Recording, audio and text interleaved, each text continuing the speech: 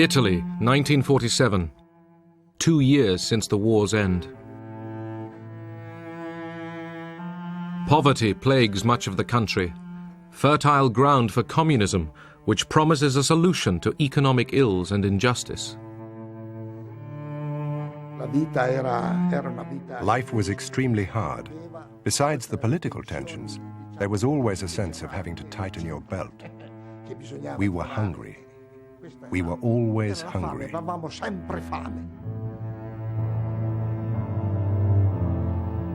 As membership of the Communist Party reaches 2 million, America fears that Italy and Western Europe could fall to communism. The seeds of totalitarian regimes are nurtured by misery and war. They spread and grow in the evil soil of poverty and strife. They reach their full growth when the hope of a people for a better life has died. We must keep that hope alive.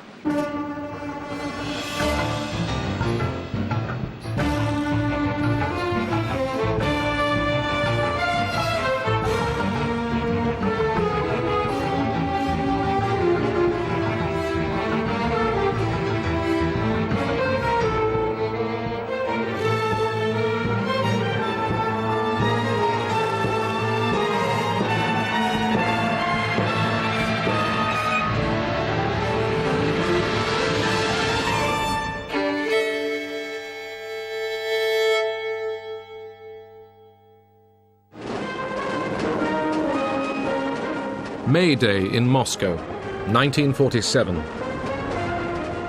The Red Army was the largest fighting force in the world. Stalin had established control over most of Eastern Europe.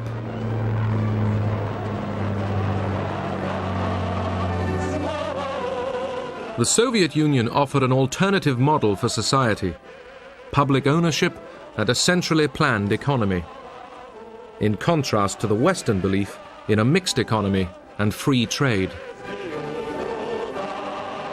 There was great alarm at the deteriorating political and economic situation and fear that the domestic communists in Western Europe would become so active and so disruptive that it would lead to economic collapse, which was probably going to happen anyway unless something was done.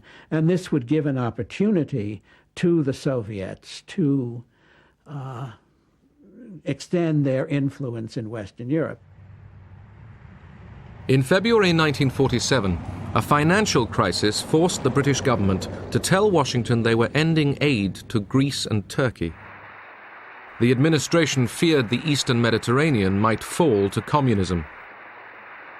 Truman used this opportunity to take the offensive.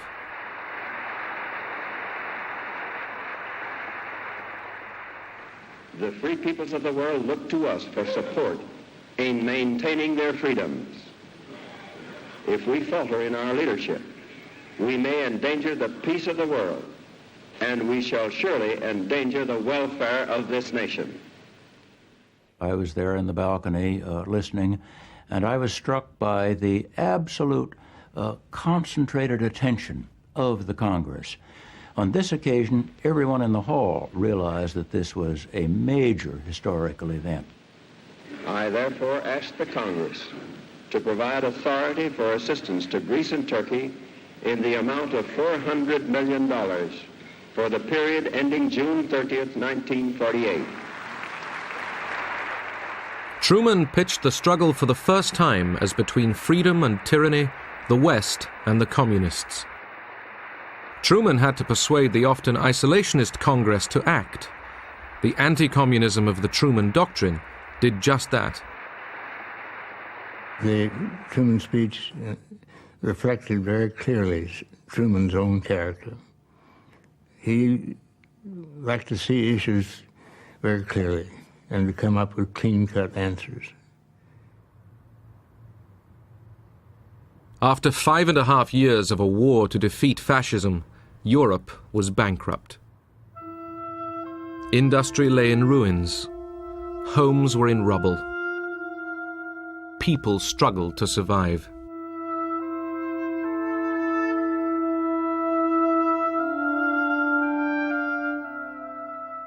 The Communist Party, which had fought fascism, attracted new recruits.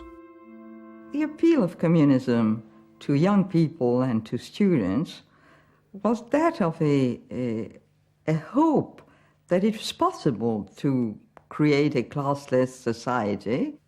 Many people believed that communism was going to create a better world, better than the one that existed before the war. This was the only party that you could join if you wanted to change the world. The man called on by Truman to face the communist threat was the newly appointed Secretary of State, General Marshall, the wartime military leader. He would plan the United States response. Marshall was an extraordinary man. I've never known anyone like him. He, in many respects, was a very austere, unapproachable man. He never allowed anyone to call him George Marshall, including the president. When the president asked him if he should, he said no, General Marshall will do. He exuded leadership and character. In March, Marshall met Soviet Foreign Minister Molotov at a meeting in Moscow. Britain and France were there too. The Big Four tried to agree on the future of Germany. Despite warm Russian hospitality, weeks of meetings got nowhere. Marshall made one last effort. He had an interview with Stalin in the Kremlin, and that interview convinced Marshall that what the Soviets were doing were stalling for time in order for the situation in Western and Central Europe to become more and more adverse, so that popular unrest would become greater and greater, the communists would grow in strength, and that maybe communist regimes would come to power in Western Europe without the Red Army having to invade.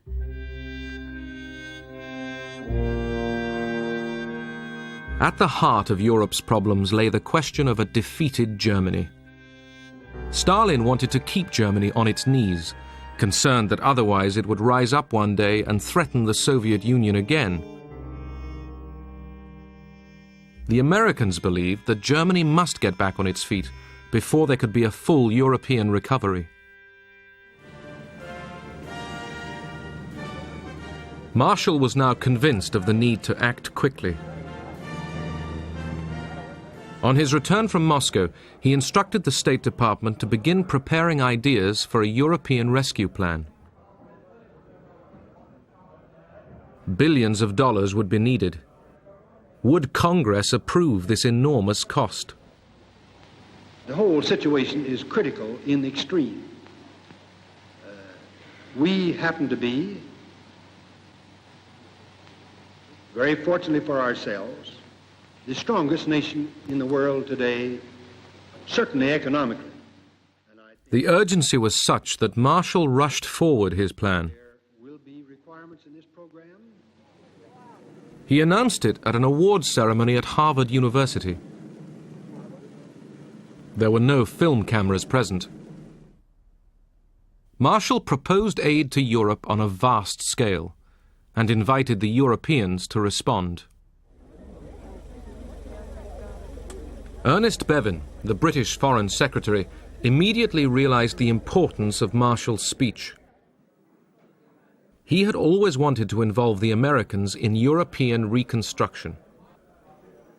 When Marshall made his big speech in Harvard, Bevin seized upon it and, bringing the French in at the same time, welcomed it, and out of that they built up what became the European Recovery Program and the whole recovery of Western Europe. The Soviet economy also desperately needed investment to make up for the ravages of 4 years of war on Russian soil. In theory, the Marshall Plan was open to both East and West, but would Stalin participate? Stalin was always suspicious, and he wasn't keen on it from the very start. He said, "Just you watch it. The situation is quite different from the wartime Lend-Lease American assistance to us. With the Truman Doctrine in place as well, they don't really want to help us. They just want to tear the people's democracies away from our sphere of influence, to win them over, to infiltrate them, to pull them away from the Soviet Union."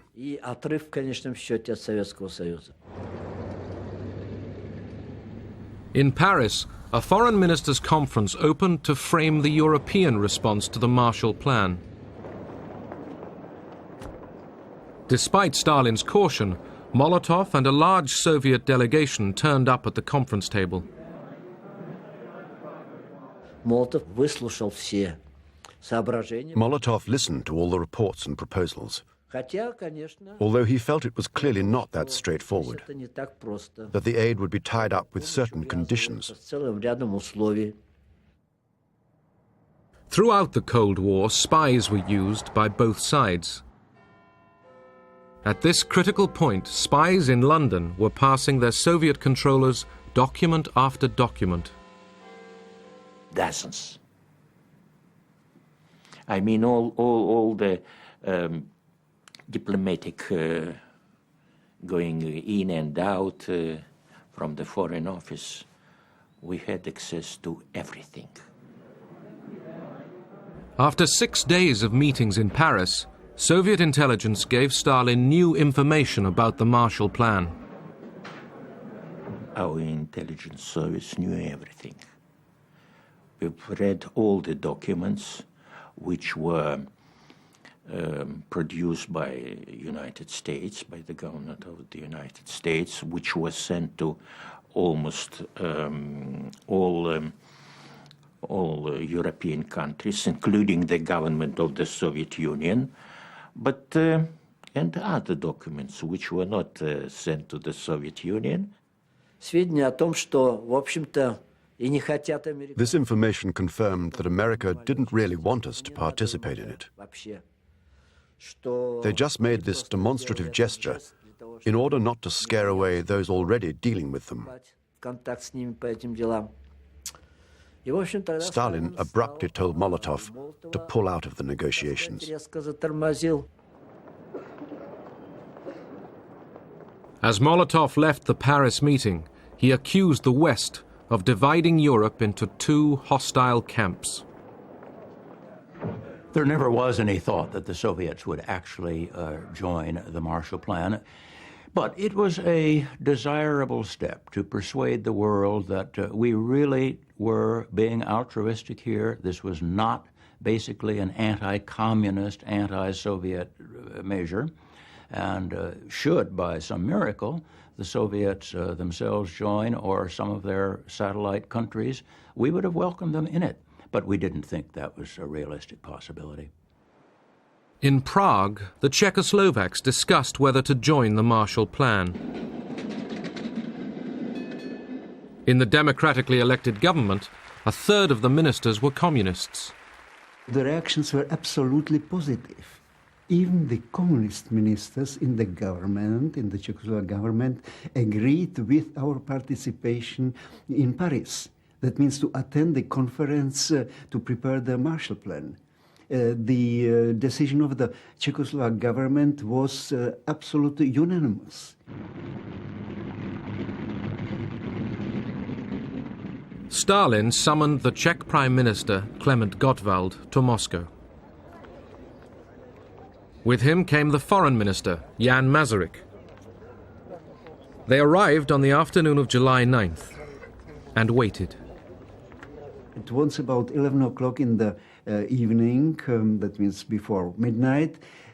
Somebody came that they should immediately go over to Kremlin. But the principal question put before them was that the Czechoslovak delegation shouldn't go over to Paris to attend to the conference on the Marshall Plan. Stalin said, if by 4 a.m. on the 11th of July you have not refused to attend, then be prepared.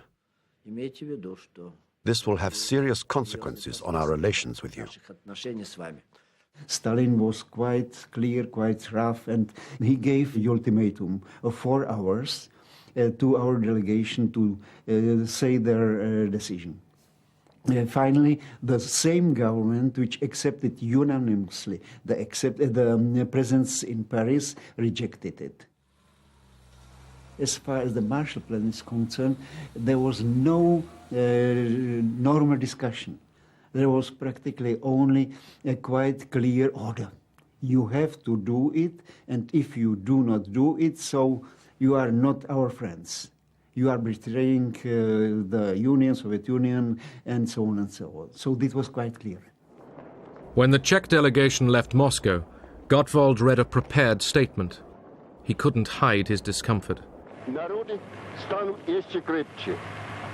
Поэтому да здравствует вечная дружба и союз Советского Союза и Чехословакии, да здравствует героический советский народ и его великий вождь генералиссимус Сталин.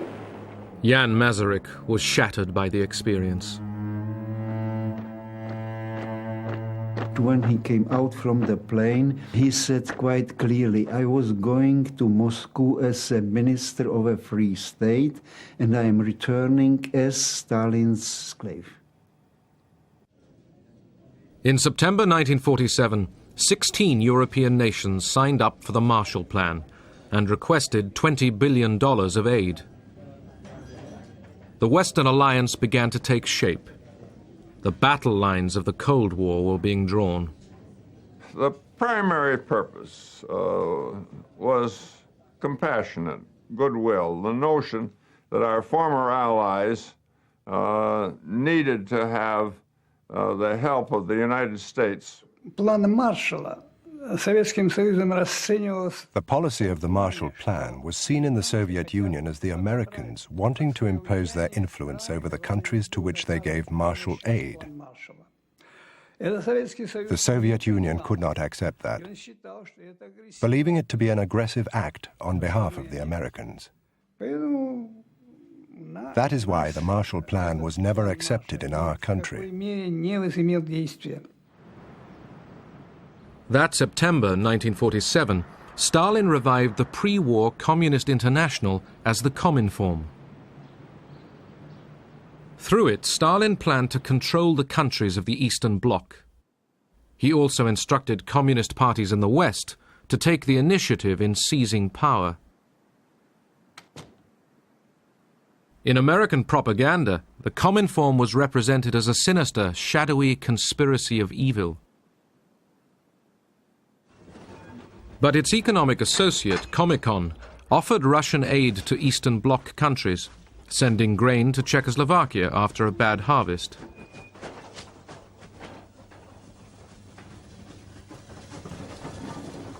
Both Cominform and Comecon were a direct response to the Marshall Plan.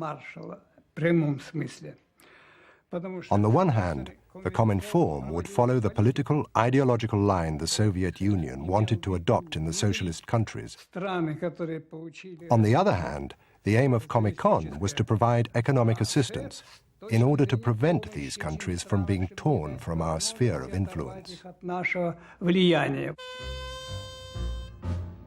February 1948, the Communists reach for power in Czechoslovakia. Workers' militias go on the march. Non-communists are arrested. Action committees take over the police and the labor unions. President Beneš capitulates. The red flag flies in the center of Prague. In just 5 days, the communists took over Czechoslovakia's government. Stalin's rule was imposed on the Czechs.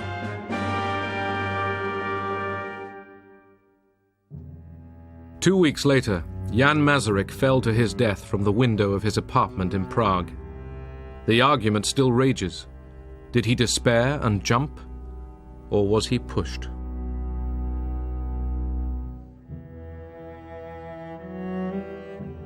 Masaryk was the son of Thomas Masaryk, the founder of the Czech state.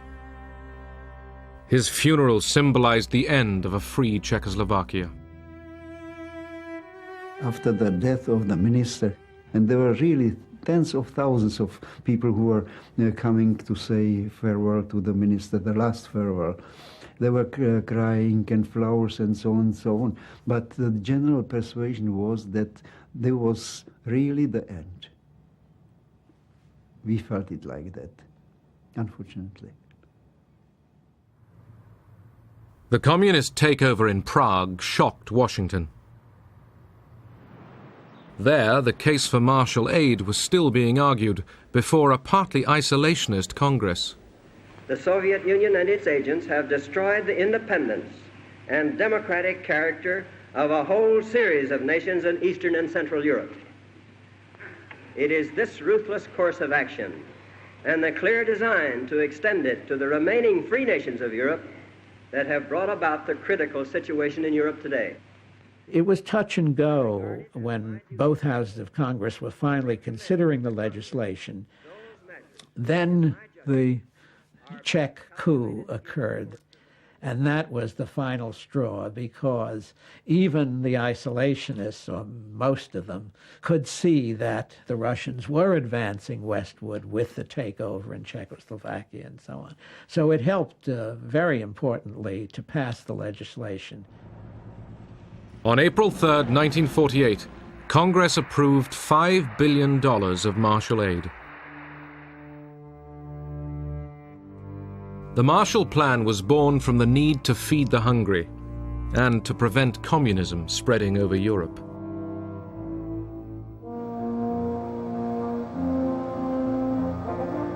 "20% of the aid were loans, 80% grants. The first shipments were foods and fertilizers. Next, machines to improve agricultural efficiency.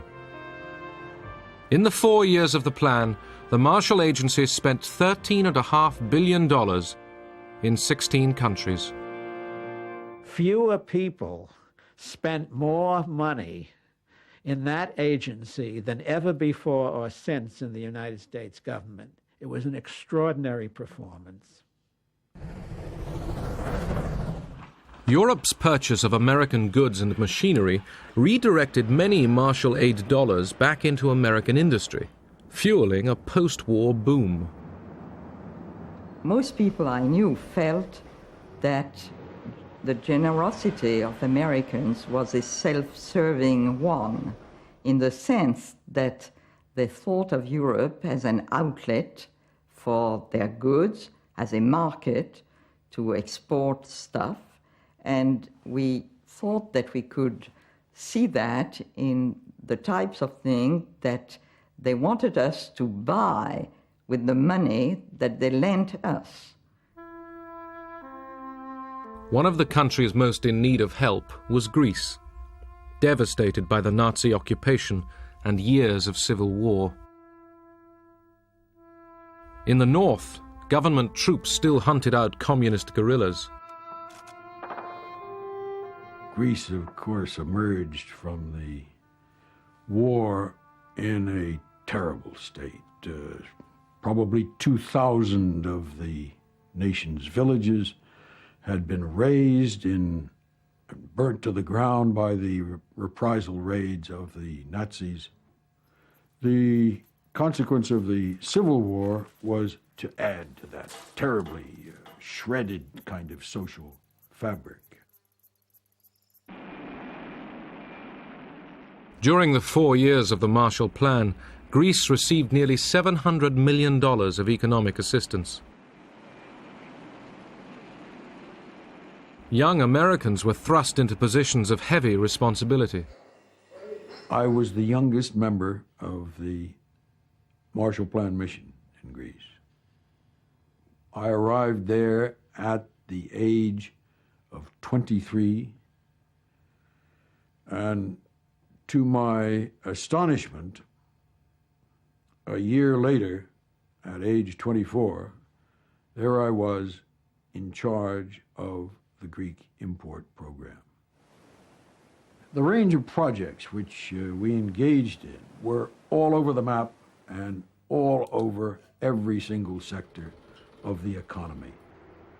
And one could say that America fed and fueled and clothed the Greek nation.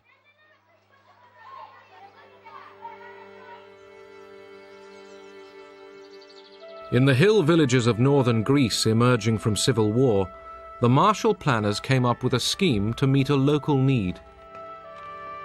During the war and during the Civil War, one of the major elements destroyed was the farm draft animal. One of the decisions was to import that which we were accustomed to, which was the Missouri mule. And the Missouri mule is not only cantankerous, he's big.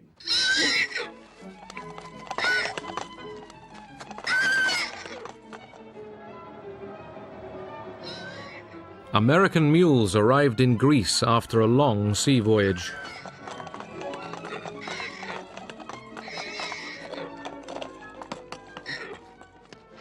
The village leaders informed us about the mules. We went down to the cooperative in Xanthi, and that's where they gave us the mules. The farmers drew lots. You took a piece of paper with the number of the mule written on it. Then you went to the overseer. He looked at your paper and gave the mule with that number to you. And then he said, take it.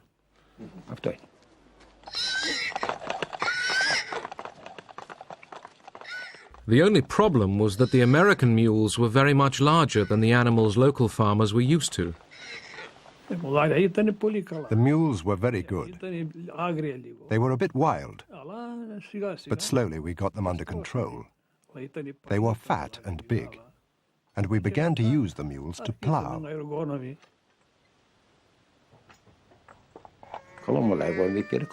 They were very good. They gave me a superb mule, and we started to plough. The American mules were best. They were from the stable, well-fed and fat. You could put 200 kilos on them, and they could take it. Our own mules were small. We were very thankful. How could we not be thankful, since we had nothing? Long live America. Industrial Europe faced other problems. France, 1947. Workers at the Renault factory near Paris went on strike. When communist ministers backed them, they were expelled from the government. Several months of disruption followed.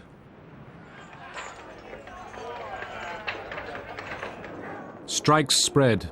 In the fall, 3 million workers took to the streets. We had a lot of sympathy for the strikers because we felt that they were poorly paid, and we felt that the government wouldn't do anything for them unless they put pressure on the government. Ministers feared civil war. The United States made it clear to Paris that there would be no Marshall aid to French industry until the government had the communist threat under control. Acts of sabotage culminated in the derailing of an express train, causing 20 deaths. The strikers lost popular support. The disruption ended. The French Fourth Republic would now receive Marshall aid, $2.7 billion of it. Yugoslavia had gone communist at the end of the war, without help from Moscow. The Yugoslav leader, Tito, became an ally of Stalin. But it was an uneasy alliance. Tito, in Stalin's view, was acquiring more and more an independent position in various ways, including international affairs. Tito didn't consult or seek advice from Stalin in advance. He was moving further and further away from the socialist direction. The split came in 1948 when Stalin expelled Tito from the Cominform. Following the rift, Tito turned to the West. After a series of disastrous harvests, Tito requested American economic assistance. In 1950, he signed an agreement with the United States government. Yugoslavia emerged from behind the Iron Curtain. American agents distributed more than $150 million worth of aid. This was not totally an altruistic effort. The United States had enormous self-interest in the success of the Marshall Plan. Otherwise, it wouldn't have been undertaken. America had a vital stake in the recovery of Western Europe. If the United States had allowed Europe to collapse, it would have cost us much more than what we spent on the Marshall Plan. We were doing well by doing good.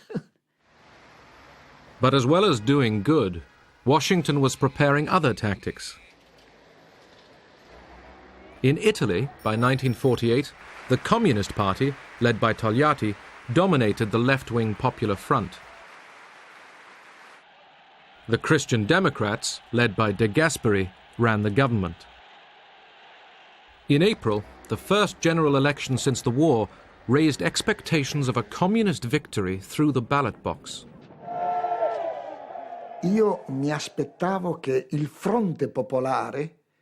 I expected the Popular Front, the union of all the parties of the left, to win the election.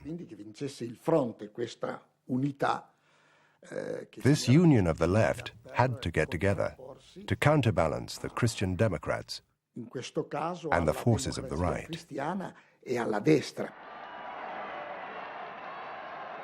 Some Italians feared a communist victory. That election could have been a touch-and-go election between Italy saying on one side of the world or the other side of the world. First of all, I think it would have been a tragedy for Italy, but I think it would have been a tragedy for Europe. I think it would have been a tragedy for the Mediterranean, and it would have been a setback for America. In the United States, a campaign was orchestrated to persuade Italian Americans to write to relatives urging them not to vote communist. 10 million letters were sent. Dear cousin Maria, have you thought what a communist victory would mean for Italy? It would be terrible. Italy would be ruled direct from the Kremlin. Look what happened in Czechoslovakia. You must realize how serious the situation is. You should see what the papers are saying here. Please, listen to us. I urge you not to vote communist in the elections. Your cousin, Luigi. Fu un'iniziativa molto intelligente perché arrivava direttamente alle famiglie. It was a very intelligent initiative because it got through to the families directly. Mezzo secolo di emigrazione.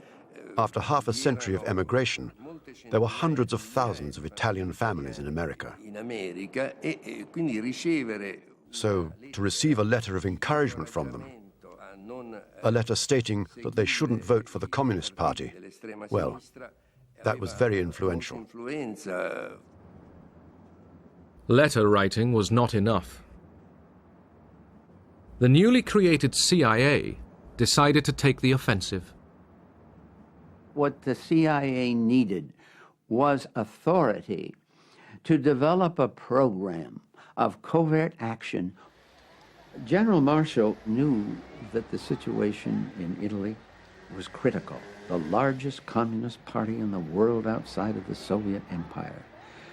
Not having an organization and knowing that the State Department could not achieve the things that he knew had to be done, he personally said, we must explore the means of getting authority to carry out a covert action program that would challenge this tremendous communist threat. This led to a debate within the young CIA. Did it have the legal authority to carry out covert operations? CIA lawyers studied the wording of the new National Security Act. If The President of the National Security Council, the head of the National Security Council, is the President of the United States. And if he specifically directs the CIA under Hillenkotter to carry out operations to help Democratic parties, and if the Congress that was put in, if the Congress gives the money to support such a thing, then the authority is there. And that was the green light. The CIA then intervened. It began covert operations in support of anti-communists and of the Christian Democrat Party. I was in that branch of the CIA at the time that had to rush into the breach without training in covert action. And we had bags of money that we delivered to selected politicians to defray their political expenses, their campaign expenses, for posters, for pamphlets. Io direttamente non sono a conoscenza di questo. Personally, I'm not aware of that. It was spoken of, but I don't know anything about it, because I was never directly involved in party affairs. The Church, too, mounted a powerful campaign against the communists. Pope Pius XII was very concerned about the Communist Party. Not so much about their politics. He was concerned about their doctrine. And as Pope, Pius XII had to be concerned about what was happening in Italy at the time. A network of election committees was created. They worked in close parallel to the organization of the Catholic Church. I can say that all the parties envied our electoral structure, and especially the creation of election posters.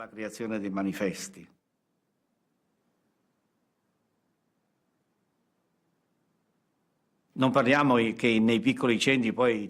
the rural areas, there were no cinemas. It was unthinkable at that time. So we had this idea. We sent some lorries out into towns and villages, and we projected the films at night, electioneering films. When we showed those films, everybody used to rush to the squares where the films were projected. They were always very crowded.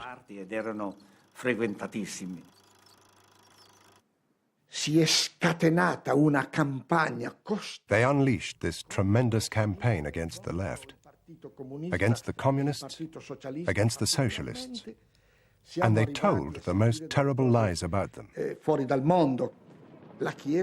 Things out of this world. The Church had a great influence over the people because 90% of them were Catholics and members of the Church. At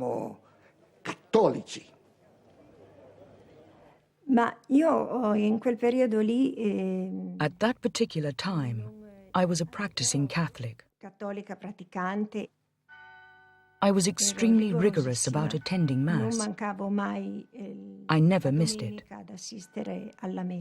One Sunday I went to Mass, and the priest was preaching from the pulpit.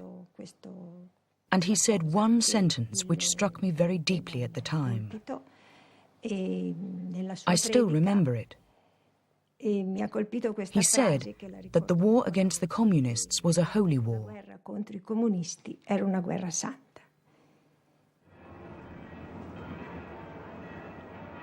Pope Pius XII and the Catholic Church had supported the fascists throughout their decades of rule. But the Vatican totally opposed communism. Just days before the election, Pius XII excommunicated many members of the Italian Communist Party.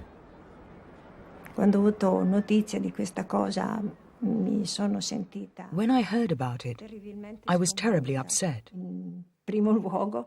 To begin with, there was the fact that at the time I was engaged to my fiancé. We were getting married the next year, and this meant we couldn't get married in church.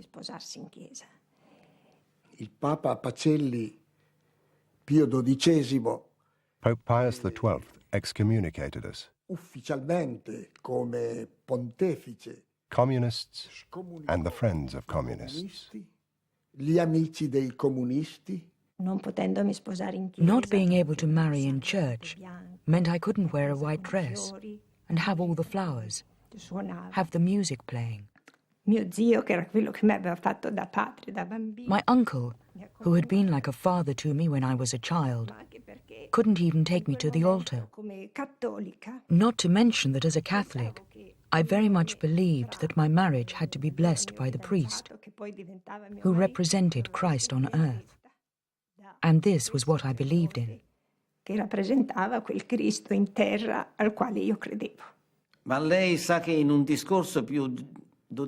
know that Pius XII, in one of his speeches, said you were either for Christ or against Christ. And the Communist Party was against Christ. They were clearly atheists. So, it was a duty of the Pope and of the Church to protect their people. So there was no other protection on the part of the Church but to organize all the Christian movements to oppose the Communist Party. On April 18, 1948, Italy went to the polls. The Christian Democrats won a landslide victory. Italy would remain a member of the Western Alliance. The communist share of the vote was almost halved. Ho pianto moltissimo. I cried so much. We'd worked so hard to win this battle. It had been such an effort. I remember crying and crying and crying. The victory was even greater than we had expected. It was the only time when we, on our own as Christian Democrats, had an absolute majority in Parliament.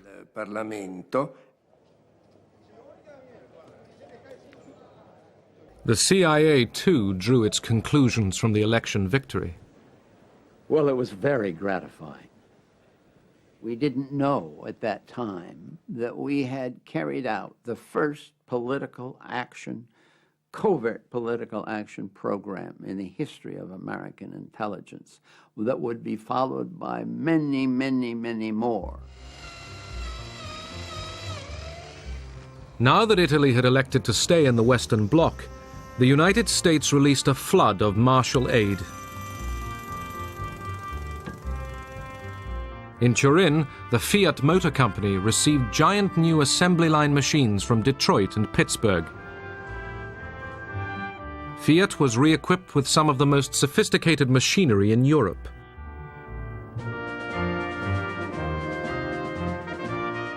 Fiat's recovery would fuel the revival of Italian industry.